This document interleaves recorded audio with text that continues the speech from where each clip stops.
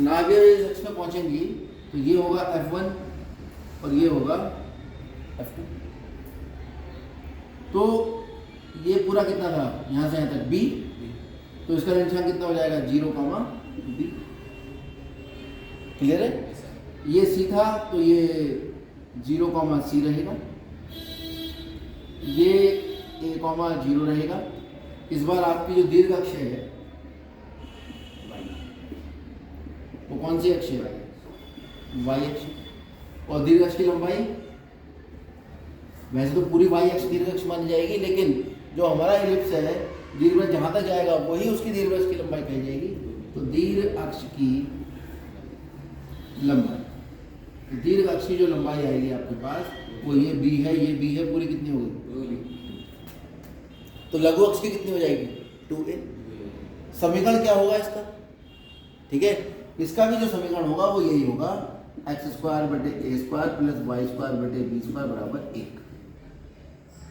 लेकिन यहाँ पर जो b² होगा वो बड़ा होगा किससे? a²। और इस केस में a² बड़ा होगा किससे? इसकी नाभि हम देख रहे हैं c, 0, इसकी नाभि हो जाएगी 0, c। यानी जैसे ही y के नीचे जो लिखा है वो बड़ा होगा, हमारा दीर्घवृत्त है वो ऐसे की जगह ऐसा हो जाएगा, सब कुछ बदल जाएगा क्योंकि नाभि भी सीधे y अक्ष पे पहुंच जाएंगे। तो c बराबर जो होगा यहाँ पर c बराबर कितना होगा? a, क्योंकि e का जो मान आया था वो आया था c बटा a। क्लियर है? यहाँ पर जो c बराबर आएगा वो आएगा b,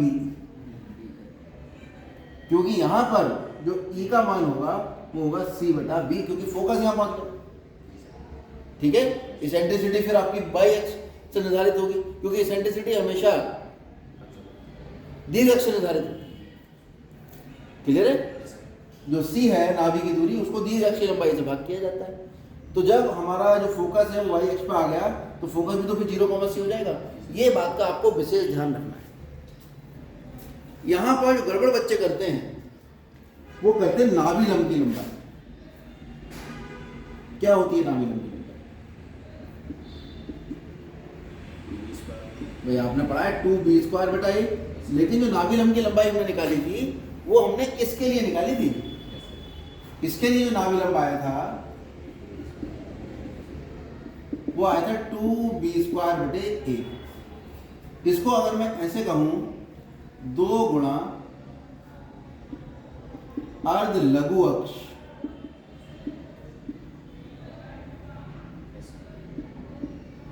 बटे अर्ध लघु अक्ष का वर्ग बटे अर्ध दीर्घ अक्ष। अगर मैं ऐसे कहूं कि नाभि लंब जीवा की लंबाई होती है 2 गुणा अर्ध लघु अक्ष का वर्ग बटे अर्ध दीर्घ अक्ष, तो इसके लिए दीर्घ अक्ष कितना हुआ? 2b। तो अर्ध दीर्घ अक्ष कितना हुआ? b। लघु अक्ष कितना हुआ? a। इसके लिए नाभि लंब की लंबाई कितनी आनी चाहिए? 2a² b। दोनों के सूत्र में बदलाव हो जाएगा यदि अक्ष बदल जाएंगी। अक्ष इस बात पर निर्भर करता है कौन बड़ा है। अगर x के नीचे जो लिखी राशि बड़ी है तो अर्घ दीर्घ अक्ष जो है वो x अक्ष होगा, और अगर y के नीचे लिखी राशि बड़ी है तो ये y अक्ष। क्लियर हो गई बात? इतनी बात से आपसे जो होने वाली गलतियां हैं वो शून्य हो जाएंगी। देखते हैं।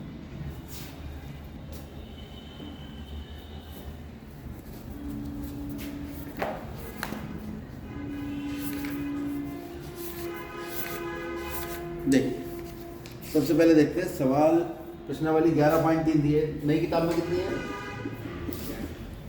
10.3 होगी। एक चैप्टर कट गया ना। पहला सवाल है हमारे पास x² बटे upon 36 plus y² upon 16 = 1।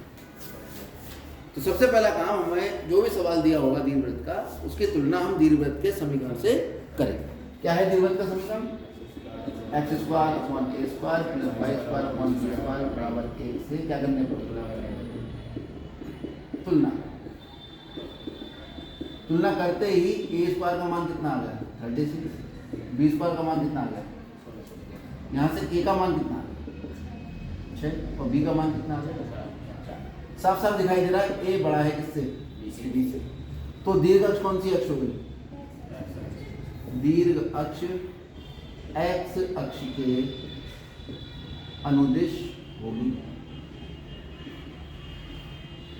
Clear हो गई बात। तो अब इसने हमसे क्या क्या पूछा, अब मैं चित्र बना दूं, चित्र ये बनेगा अगर ये हमसे बनवाता तो, वैसे कहा तो नहीं है लेकिन बनाओ, ये होगा जिसमें ये दूरी कितनी है 6, ये बिंदु होगा 6,0, ये है 4 0,4, केंद्र तो हमेशा 0,0, सी बराबर होता है ए ई हमें नहीं पता, ई बराबर होता है सी बटा ए, वो भी नहीं पता। ठीक है, अब एक सूत्र हमें याद होना चाहिए, क्या था वो सूत्र, बी स्क्वायर बराबर ए स्क्वायर माइनस सी स्क्वायर, रट लो इसे, बी स्क्वायर बराबर ए स्क्वायर माइनस सी स्क्वायर इलिप्स के लिए, सही लिखा है। कौन से वाले के लिए है स्थिति है, जिसका अक्ष एक्स, जिसका अक्ष वाई अक्ष होगा उसके लिए सी का मान ही बदल जाएगा। यहाँ पर जो बी स्क्वायर लिखा है फिर वो ए स्क्वायर बराबर आएगा बी स्क्वायर माइनस सी स्क्वायर। याद रखेंगे इस बात को, ये बड़ा कंफ्यूजन होता है, इसलिए याद रखने का सबसे अच्छा तरीका है अर्ध लघु अक्ष का अर्ध दीर्घ अक्ष का वर्ग,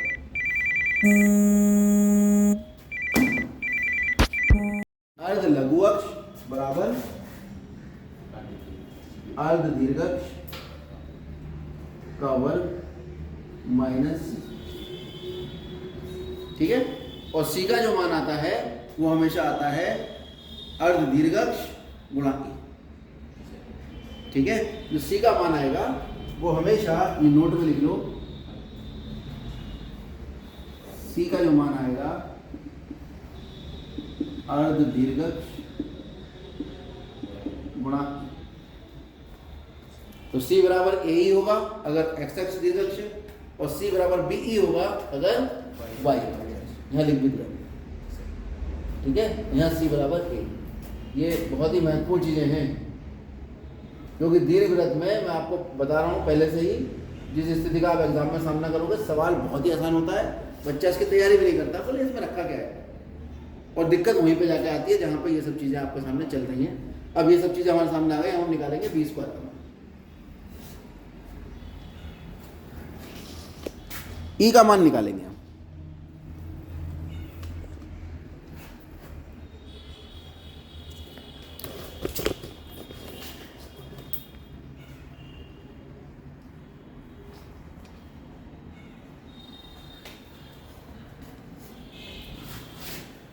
तो बी कितना है इसमें बताओ, 4 कितना आएगा, 4 का वर्ग बराबर 6 स्क्वायर माइनस 6, तो सी स्क्वायर बराबर कितना हुआ 36 माइनस 16 20, सी बराबर वर्गमूल 20, 2 वर्गमूल सी का मान, ठीक है। और सी बराबर अब क्या क्या पूछा आपने, सब बताते जाओ डिटेल। निम्नलिखित प्रश्न 1 से 9 तक दीर्घवृत्त की नाभियों के निर्देशांक बताओ, भी नाभियों के निर्देशांक कितने,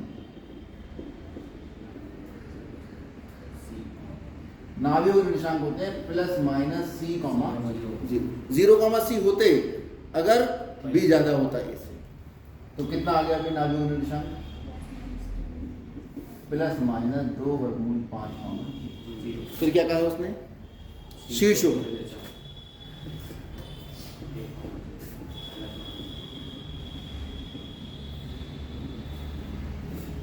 देखो ये है शीर्ष, ये और ये, ठीक है, ये मूल बिंदु है ओ, ये एक्स अक्ष है, तो शीर्षों में जाऊंगा प्लस माइनस ए कॉमा प्लस माइनस 6 कॉमा, तो आप नाभियों को कह सकते हो 2 वर्गमूल 5 कॉमा 0 व माइनस 2 वर्गमूल 5 कॉमा, ऐसे जो शीर्ष आएंगे, शीर्ष होंगे 6 कॉमा 0 तथा माइनस 6 कॉमा 0। अब क्या पूछ लिया? दीर्घ अक्ष और लघु अक्ष की लंबाई।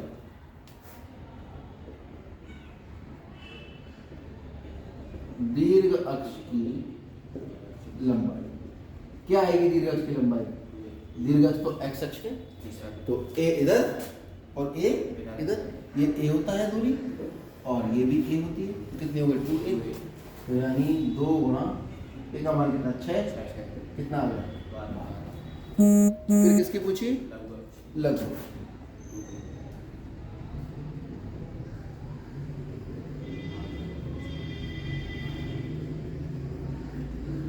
टू 2 गुणा 4 8। फिर उत्केंद्रता, उत्केंद्रता कहते हैं ए को, ठीक है। और हमें मालूम है C बराबर होता है ए ई, या E बराबर C बटा ए। C है केंद्र से नाभि की दूरी, तो उत्केंद्रता हमेशा केंद्र से नाभि की दूरी बटे अर्ध दीर्घ अक्ष की लंबाई। तो C बराबर ए होता है। ए कितना है? 6, और E कितना आया पता नहीं क्यों, और C कितना आया? 2 वर्गमूल 5। तो यहाँ से E का मान कितना आ गया? वर्गमूल 5 बटे 3। समझ आ गया? ठीक है, 2 से काटिए, उत्केंद्रता निकल आई। अब पूछा है नाभिलंब जीवा की लंबाई, सबसे आगे किसकी? नाभिलंब जीवा की लंबाई बताओ क्या थी? 2, दिमाग में वो बोलोगे जो सोचा है। 2 अर्ध लघु अक्ष का वर्ग बटे अर्ध दीर्घ। लिखते हुए जब ये बार-बार बोलोगे अपने दिमाग में, तो गलती होने की संभावना ही खत्म। बात समझ आ रही? तो 2 4 का वर्ग बटे 6, तो 2 3 6, 16 बटे 3। ये आपका पूरा सवाल खत्म। अगला सवाल देखते हैं, 8वां। 16x² + y² बराबर 16। तो पहली बात तो ये दीर्घवृत्त के रूप में है ही नहीं, तो अगर दीर्घवृत्त के रूप में लाना है तो इसके प्रत्येक पद को 16 से भाग करना पड़ेगा। तो हमारे पास आ जाएगा x², 16x² बटे 16, y² बटे 16 बराबर 16 बटे 16। कुल मिला के हमारे पास आ गया x² बटे 1 प्लस y² बटे 16 बराबर, जिसकी तुलना x² बटे a² प्लस y² बटे b² बराबर 1 से क्या करने पर तुलना। जब हम तुलना करेंगे तो a² कितना आ गया 1, b² कितना आ गया 16। यहाँ से पता लगा a बराबर 1 और b बराबर 4। साफ साफ पता लग रहा है b बड़ा है किससे? a से। अतः जो दीर्घ अक्ष है वो किसके अनुदिश होगा? y अक्ष के अनुदिश होगा।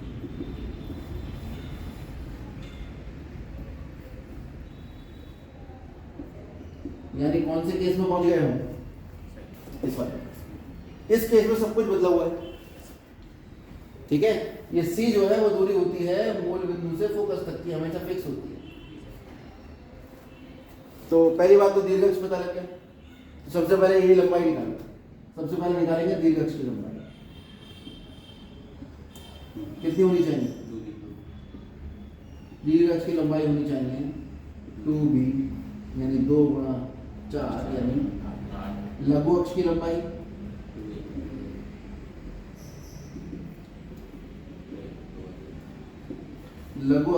हो गई 2a, 2 गुणा 1 यानी। अब निकाल दो नाभिलंब जीवा की लंबाई। पहले छोटे मोटे काम निपटा लो।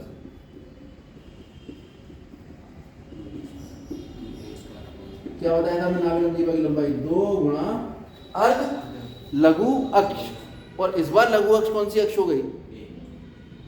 एक्स अक्ष, ठीक है। और यानी ए का मान कितना है? अगर 2a² बटे 2 गुणा a का वर्ग बटे b का मान कितना है 4, तो ये 1/2 नाविलम जीवा। शीट्स कितने आएंगे इसके,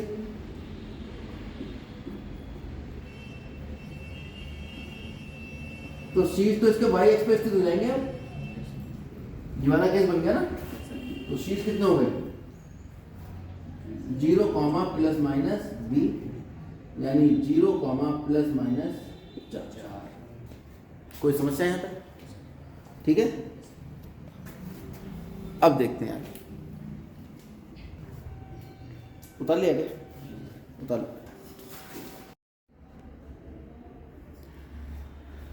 तो क्योंकि a² बराबर b² माइनस c² है, a b के मान लगाए, यहाँ से c का मान निकल कर आ गया 15, यानी वर्गमूल 15।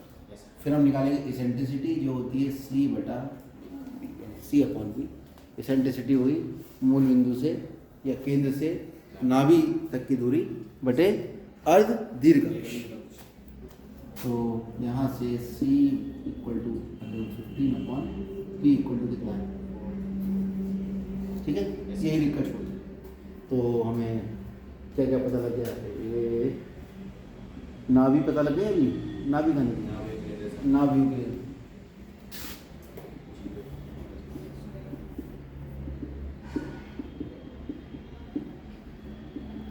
नाभियों के निर्देशांक आएंगे, वो आ जाएंगे आपके पास 0, प्लस माइनस। बहुत आराम से दिमाग से सोचे करेंगे कि कौन से एक्स पे नाभि स्थित है। एक्स एक्स पर c, 0, y एक्स पर है 0, c का मान कितना होगा, ठीक है। c का मान निकालने के लिए हम इस संबंध का प्रयोग करेंगे, उसको आप इस तरह से याद रखोगे, अर्ध लघु अक्ष का वर्ग बराबर अर्ध दीर्घ अक्ष का वर्ग माइनस c²। तो ये आ गई आपके नाभियों निशान 0, प्लस माइनस अतः अपन रहेगा नाभि अभी आ गई दीर्घ अक्ष, c का मान √15 है, तो √15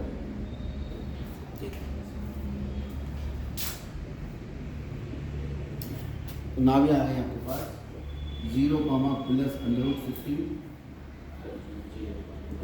तथा 0, माइनस √15।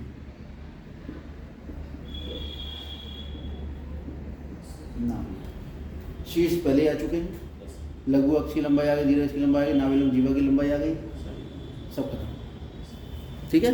तो इस तरह के सवाल है और इतनी चीजें वो आपसे पूछता है, नाभियों के निर्देशांक, शीर्षों के निर्देशांक, दीर्घ अक्ष की लंबाई, लघु अक्ष की लंबाई, नाभिलम जीवा की लंबाई, ये सब आपसे हर बार पूछता है। अक्ष किसके अनुदिश है, एक्स अक्ष के अनुदिश है, वाई अक्ष के अनुदिश है।